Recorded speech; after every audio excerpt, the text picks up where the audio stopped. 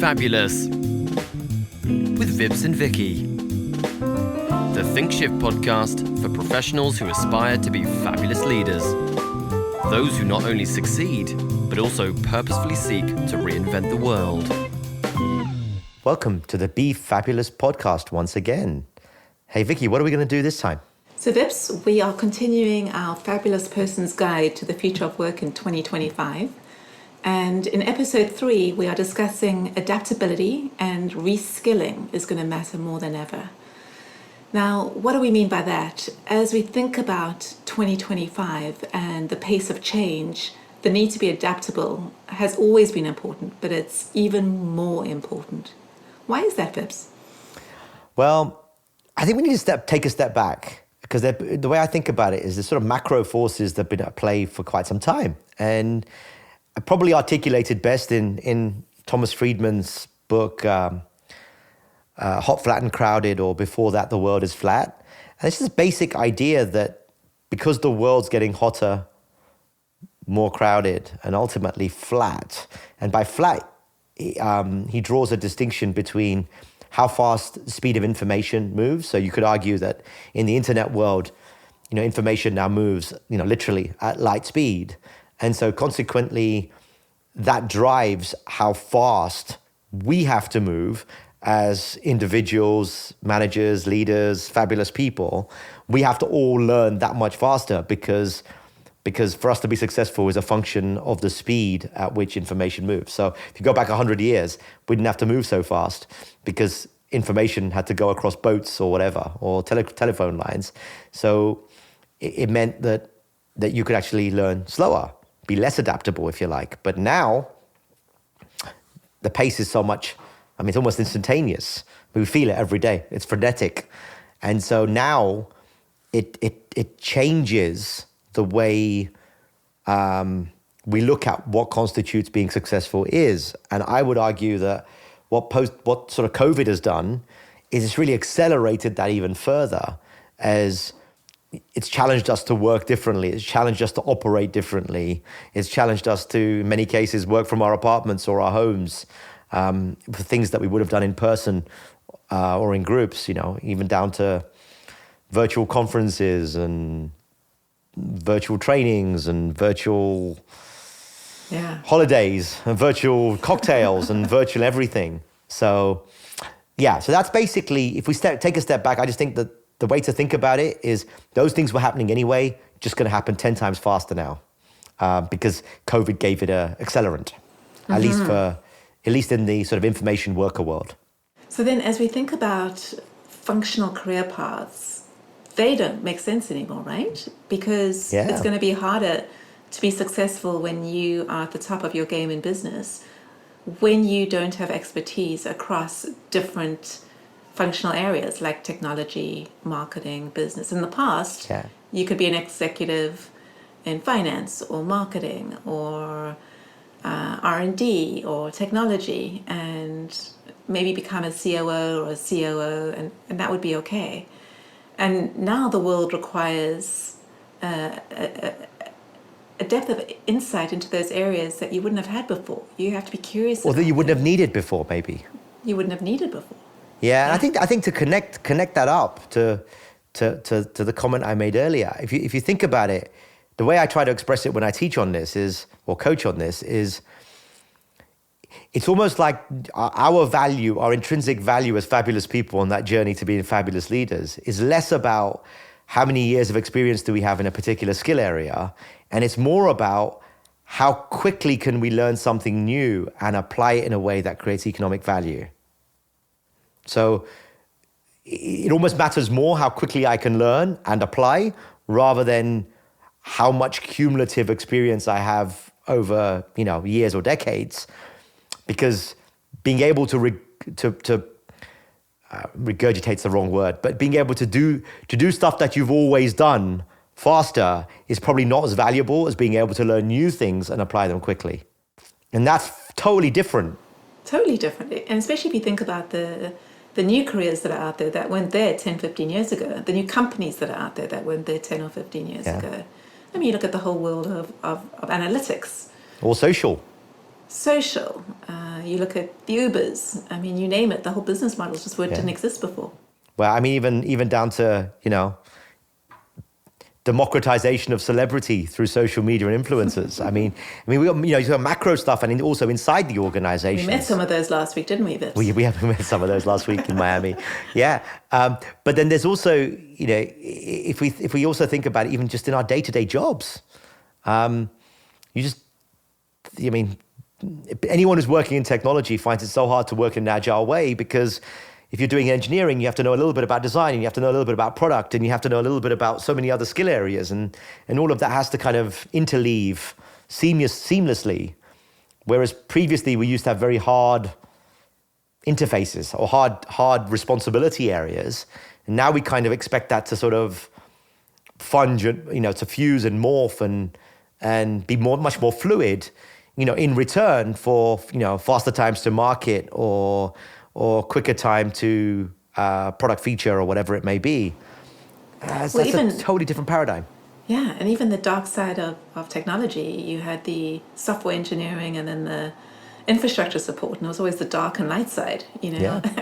It was completely separated until you got DevOps, and I was like, hey, that makes no sense anymore. Yeah. And I think that's true across all. So, when you bring it back to career paths, I mean, this is quite provocative, what I'm about to say, but what it's saying is, if we get locked into our functional career paths, whatever they may be, marketing, technology, engineering, HR, finance, legal, whatever it is, I think the consequence of that is going to be that from a business leadership point of view, not from a functional expertise point of view, you're going to max out. Like the ceiling has now lower. So in order to go from awesome manager to a top-notch executive, you're going to have to be much more willing to be broader in your skills acquisition rather than narrow in your skills acquisition. Whereas previously you could be narrow in your skills acquisition all the way up to CMO, CIO, CTO, whatever. It's the classic T model, right? It's the classic T model. But I think the T starts lower now. And that requires a higher level of adaptability sooner and less time because it's moving so fast. And that's what creates stress and anxiety. And I don't know what my career is. I don't know what my job is. I don't know what I should be going for next. Because most of corporate America, most of the corporate world is still tied into the idea of what's my next promotion? What's my next pay rise? What's my next set of responsibilities? Which is usually functional. Which is functional, because I don't want people who I've groomed and worked with really well to leave my team. I don't want that. I want you to stay in my team but that might not be generating the right leaders for the future for our organization or for ourselves. So as we think about that, Vips, as we think about the intersection of these different areas, there becomes an inherent value that you get to add even at the lower levels when you start to play between the different functional areas. That's right. Whether it is in relationship building and connecting the dots and displacing the silos, because you're able to operate in a way that gets things done from a value chain perspective as necessarily than I'm in my silo depending on all these other silos to try and figure this out. So from an inherent business perspective, there's huge value in encouraging people to... Or at least a proportion that don't only want to be superstar performers for their career and just get stronger and stronger in their content power area.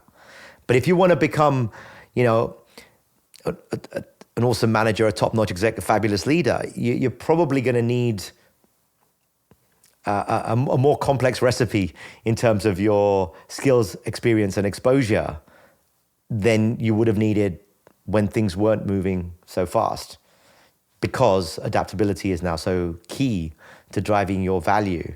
And quite frankly, content power skills, they expire quicker as well. They have a shorter shelf life. So it's hard to rest on your laurels for something you studied for the rest of your life. Mm-hmm. And if we think about then the challenges of being comfortable operating in the gray zone, really, is what we're talking about, because it isn't deep expertise in one particular thing. You're now in this gray zone of a little bit of this and a little bit of that. It's more of a potluck, right? Well, it's horrible also. You have no idea if what you're doing is adding value or not. It's very easy to feel insecure, is my point. It's very easy to feel like you are making it up. Like an imposter. Well, you are. You are. Yeah. But I think you have to become comfortable with the idea that everyone's making it up to a certain level. Yeah, even those that are functional experts. Even those that are functional, because things are changing and evolving so fast because of the premium that we associate with innovation. Let's talk a little bit more about that, Phipps. There's many people who talk about this way more eloquently than I will. But my simple view is, once we go beyond sort of the information economy, we start moving to the innovation economy, which means that the economy will value how well you can bring new ideas to solve problems and drive markets in new ways. Okay? But that means whenever you innovate, it's inherently, you're taking a risk on something that's never been done before. Otherwise, it wouldn't be innovation. And so that in itself accelerates adaptability. It forces you to keep inventing, creating, innovating, doing new things. And that doesn't work if you, at a personal level, are anchored to how you used to do things. So you have to be more willing, I guess, to blow up whatever it is that you have been doing in order to do what you want to be doing, which is really that's where the rubber hits the road from, adaptability applied to an organization is having that fine line between efficiency and not hardwiring so much that the cost of change becomes too difficult, too much from an organizational standpoint. Yeah. From an individual standpoint, it's some combination of exciting and frightening, scary, and exhausting all at the same time. And a deep feeling of that imposter, as we touched on earlier. Yeah. Also means it's also why you have to, I think you probably have to be so much more, the need to have high levels of self-security are much higher in this world, in an ambiguity is normal world, than when you had very clear expectations on what's expected for you in a given role or job. It's hard. So now if we were to make it practical for folks, as we think about practical examples of the blend of those different roles, I can think of one to start with, which is where I morphed into after I was a technologist, and you as well to some degree. And then we started to focus on people in tech. And we became that conduit between the HR organization, who doesn't understand the ins and outs of technology, and the technology organization who doesn't speak the language of HR. And we were able to move things and evolve things in a way that really worked for technologists and got the best from them and gave them the productivity improvements, but also the sense of purpose. Can you think of other examples as we help people conceptualize? It's really interesting that you say that, because, that's very much, your sweet spot is very much in that space, the interface between people, HR, and tech. But it's also to marketing. That intersection of technology and marketing is a totally new thing. If you think about 25, 30 years ago, that wasn't what was driving that world. It's much more about the creativity of an idea. And also in that world, a lot of the large organizations, the marketing budget on tech is larger than the tech's budget on tech. Now it is, yeah. Now it is. It completely wasn't. So that interface is a completely different thing as well, which is morphed what was a CIO or a CTO's responsibility versus a CMO's responsibility, depending on your organization. So that's all fluid now. And, we just use the word digital because why not? Let's invent another word to call that fusion. But then you've also got it at what I would call an enterprise business level, which is, particularly with technology, it's unlocked so many business models that weren't doable before. I mean, you think about AWS, cloud service, whether it's AWS or Microsoft Azure or Google Cloud or whatever it is. Those things didn't exist before. Okay, so now the whole idea of computing by the metered computing and metered storage and whatever. I mean, none of those things were even possible before. And I'm pretty sure that AWS is now the most profitable part of Amazon in a relatively short period of time. So, you've also got Uber is another example, how Google Maps unlocked Uber. Just the fact that everyone's got a GPS knocking around in their phones allowed that business model to exist, which wouldn't have been able to exist either. So I think you have these, to simplify it, there's definitely a tech to people, there's a tech to marketing, and there's definitely a tech to business model at the minimum. But what it then means is if you take those career paths, right, then even if you look at your career, you look at my career, we've orchestrated jumps across those so that it's almost like a choreographed tour of duty model rather than a from one job to the next job to the next job in the same competency area. And how cool would it be if organizations started to choreograph those tours of duty in a more deliberate way? I mean, the irony is that's what like GE and IBM were doing in the 70s and 80s. I mean, there's a certain amount of, what goes around comes around in this. There were more job rotations in that space. Yeah. And so... Whereas now we're saying it's a little bit different, isn't it? Yeah, but in terms of practical mechanics, if an organization's trying to put together a scheme... It feels like a job rotation, yeah. It's going to be some kind of, 6 months or 12 months or 18 months in a given area. Yeah. But then, so I think you're going to see a reemergence of the formalized hypo program, or the executive management training track, or whatever you want to call it, depending on where your talent is identified early, your potential is identified early, and your career is choreographed within an organization to hit all the for the large companies, this is possible. For smaller companies, it's much harder, where you're creating those experiences over a 5, 6, 7 year period, in return for that person continuing to feel stretched and feeling like they're learning and growing with the potential for leadership upside if they stick it out, which is wonderful, by the way, given, I can't remember the latest stats, but it's something like in the world we're operating in, particularly in the marketing and tech world, I think we're looking at between 28 and 35% attrition every year anyway. So you do want to look after your crown jewels. System. Yeah, it's a feeder system. Yeah. But also keep the best. Yeah. Nurture the best and keep the best, because it hurts so much when your best walk away.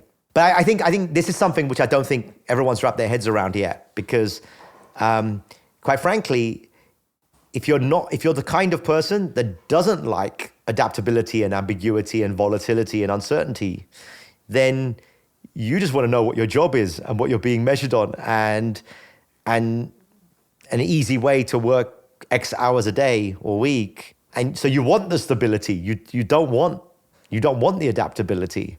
And that's kind of the conundrum for organizations, because we want the talent to be much more adaptable, but at the same time, many people just want a clear expectation on their jobs, and you can't have both. Safe and steady. Yeah. Or maybe you do want both, depending on the relative economic value of whatever it is that you're producing. And do you feel safe enough? What are those guardrails? Yeah, but imagine a world, right, where no one felt the need to feel unsafe from a professional point of view. Ah, wonderful. Dream world. So maybe that's just a failure of the way our whole education system works. I don't know. I'm just making that up. But my point is, I think in the corporate world now, we're making a lot of concessions for things that it would have been great if we'd solved further downstream before they entered your organization. But that's not reality. That's not reality. The reality is everyone's got their fears and anxieties and challenges. That's a whole nother podcast, Vips. That is a whole other podcast. but it's a really interesting idea, right? If value is going to be how well you can adapt and function in highly fluid and adaptable environments, then it means that you have to be really comfortable with the idea that things aren't clear. Yeah. That's hard. That's a hard thing to rewire. It's a really hard thing to rewire when you think about how the brain is wired for safety and security and status quo. And being loved, being wanted, being needed. Everything that feels... Because what we're talking about is right now it feels like uncharted territory. Maybe when we're doing our podcast in 15 years, it'll be the norm. But right now it feels very very different than the way functional career paths are formed. Yeah. But I'll tell you, whoever figures this out, they're going to end up with a really happy workforce, and they're going to have very low levels of attrition. Yeah. And people are going to ask them how they do it. Right. And when they explain it, no one's going to understand. Not for a long time. It'll feel like black magic. Good black magic. So as we think about then the key ingredient, as we touched on a few times, to be willing to be fluid, deal with ambiguity, be in the gray. If you are somebody who feels insecure and likes the status quo, even though there's a part of you that wants that excitement, but at your root you want to feel safe, how do we help, or how do they help themselves rewire how they think about ambiguity and grayness and their role? Well, I'm kind of glad that many people have this problem, otherwise we wouldn't have a business. We are fine. No, we are busier than ever. No, what it boils down to is whether we take a neuroscience type technique or whether we take a psychology type technique, what we're trying to get to is what is blocking us and making us feel, whether it's unsafe, unneeded, unwanted, what's getting in our way in terms of making us make those decisions to be much more comfortable in those environments. And it's usually a common set of things. It's, I don't want to screw up. I'm scared to lose my job. I don't want someone to think I didn't do a good job. Money. How am I gonna? I don't want to risk this. The paycheck to paycheck security that I have. All of those sorts of things. Or maybe it's even, I don't want to risk the fact that I'm about to make a killing because the company's about to, be acquired or float or whatever. So I think that process of figuring out what's getting in someone's way is the only real way to solve it, meaning you have to solve it at an individual level. I don't think you can solve it at a organizational level because it's not organizational fear, it's a person fear. It's a human thing. It's individual. So, this is kind of where we get back to, what is a fabulous person? Because we've anchored this whole idea that to be a fabulous leader in the future, you have to be highly adaptable. And the only way you're going to be highly adaptable is being predisposed to wanting to rewire yourselves periodically.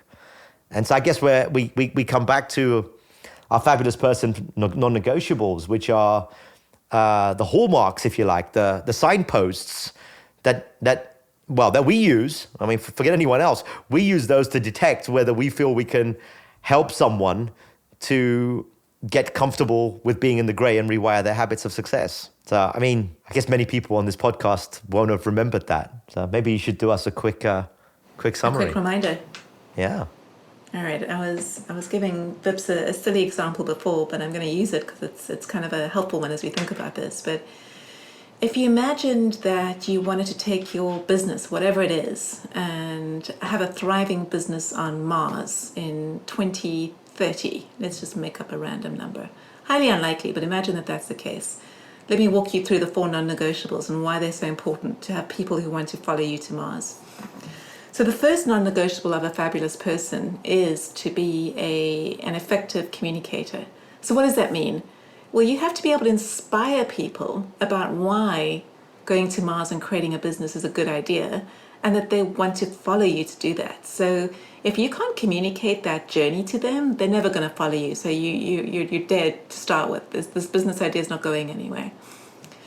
The second is energy and desire to succeed, or grit and hustle. Now, if you think about the journey to Mars, even if we say it's 2050 or 2080, that is the year that we're going to get there, the hurdles are going to be humongous. So you have to have the energy and desire to really believe that it's worth the journey to overcome those hurdles and come up with new things. There'll be new technology, there'll be new ways of being, there'll be new whatevers that we haven't thought about yet, because that's the beauty of the expansive universe we live in.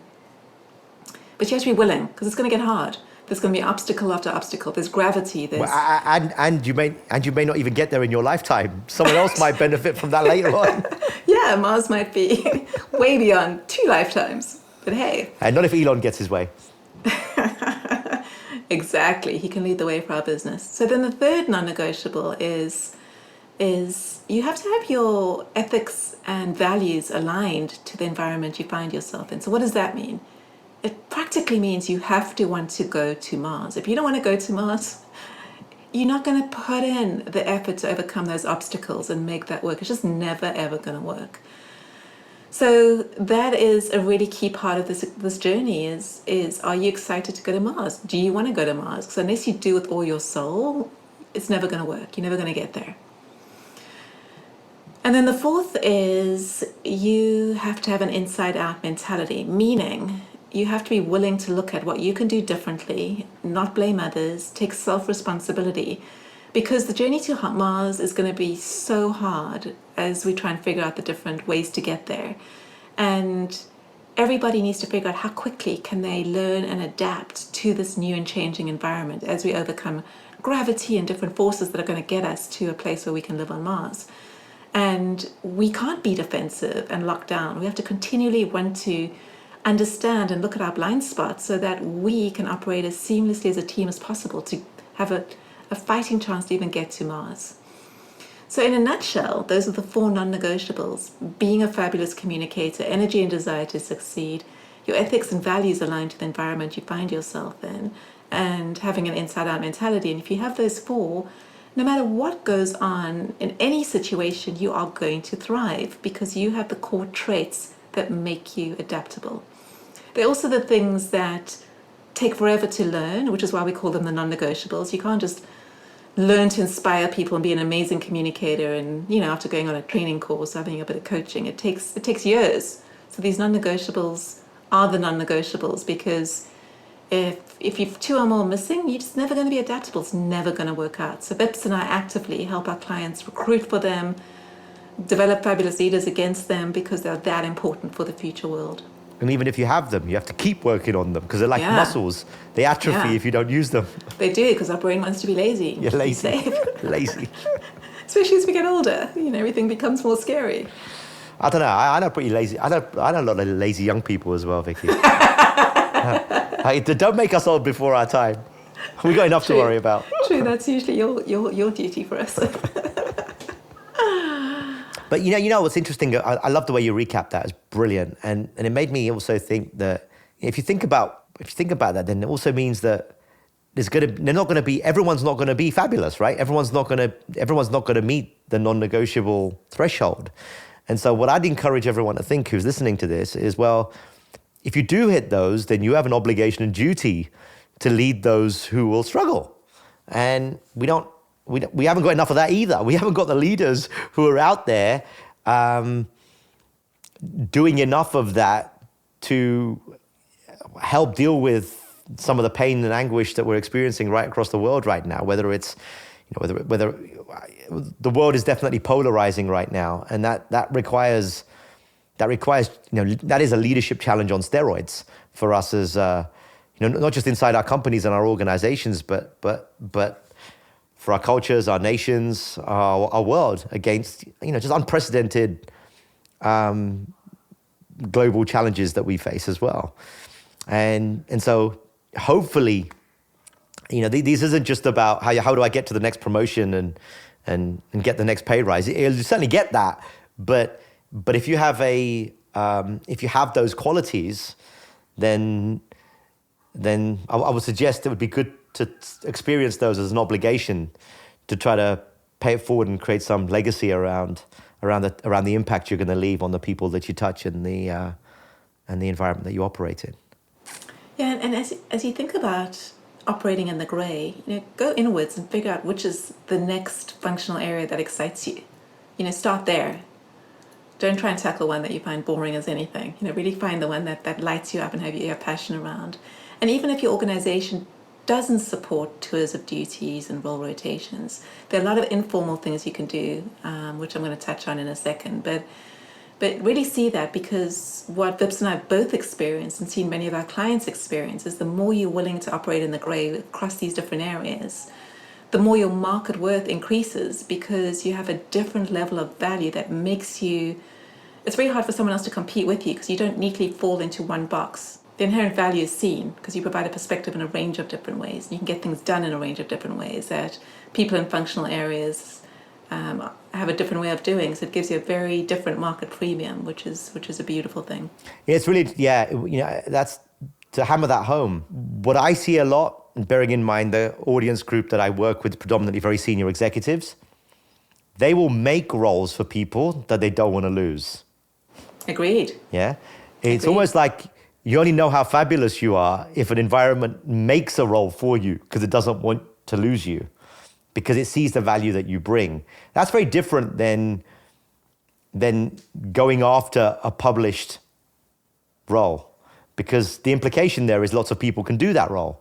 Therefore, it's by definition not particularly unique, and therefore is a lot of competition. Is more substitutable. Yeah. Yeah. So, but I see it all the time where entire roles that never existed before suddenly get created because that person has to be around, and that's a really good aspiration to have if you're on that journey to be a fabulous leader. I love that. So as we think about the Vicky Challenge, if you have a desire to be adaptable and learn how to become more and more adaptable, for the next 30 days, we are going to encourage you to do a number of different things. And it's all based on daily looking for opportunities to be adaptable. Now, what do we mean by that? So one example is getting comfortable making decisions with less information than you like. Many of us like to have every part of the equation figured out before we make a decision. Stop at 80% and make your decision. In 20% of the time. In 20% of the time. Another example, as you're looking for daily opportunities to be adaptable, is start reaching out to people who are not in your functional area and getting to know, especially the ones that you're passionate about, the areas you're passionate about, and start getting to know what's going on in their area. What are their challenges? What are they looking for?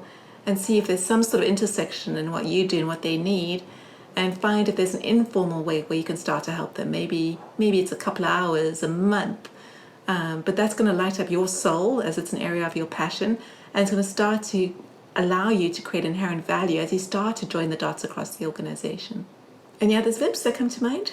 Probably the only other one I'd maybe add, it's probably more on the introspection side, but maybe take 5 minutes out of your day, and just for 5 minutes, close your eyes, breathe deeply if you like, and just ask yourself, what makes me feel unsafe or insecure? And then just do why? Pretend you're a 3-year-old child. Why? And you'll probably be surprised if you do that every day for 2 or 3 weeks. You'll be surprised at how many times you end up in exactly the same place for multiple symptoms, if you will. And that can give you a really good insight into whether you are being blocked by something because it's habitual, or whether you're being blocked by something because it really is important to you. And you'll be surprised how many times just because we've just fallen into that habit rather than something that that actually makes sense. So that's probably the 5-minute challenge to add to the 5-minute challenge for each 30 days would be a really good thing to do as well. I love it. And as you're thinking about the asking why, I would also encourage you to start to ask why in your daily world as well. Why do things operate the way they do? Because as soon as you start getting curious about things, you're going to find opportunities to be adaptable and do things differently. So that would be another idea to add into this mix. So with that, I hope you enjoyed our podcast on why adaptability and reskilling is going to matter more than ever, and how to think about your own journey and whether it's something you are wanting to do. And with that, have a fabulous time and be fabulous. Thank you, everyone. See you next time.